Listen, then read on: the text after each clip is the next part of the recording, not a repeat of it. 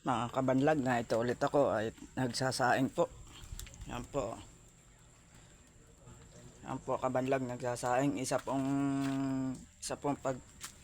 pagpala sa inyong maga. Magandang maga po sa inyo. At isa pong mensahe para sa inyo po. Ito po ang sasabihin ko po sa inyo ay maganda po. At nung una-una, binabati po ang Ama natin sa langit. Siya pong gumagabay at sa ating pong himbawa. At guys, ay kabanlag, ito pong sabi ko, isang nalangin tuwing maga.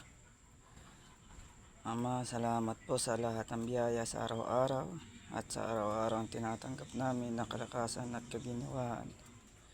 At Ama, sana bigyan niyo po kami ng biyaya sa palagi at kaligtasan sa palagi. At Ama, at hinihiling ko po sa inyo, patawarin niyo po ako sa bawat ang kasalanan sa ginagawa at ganyan din po buong tao.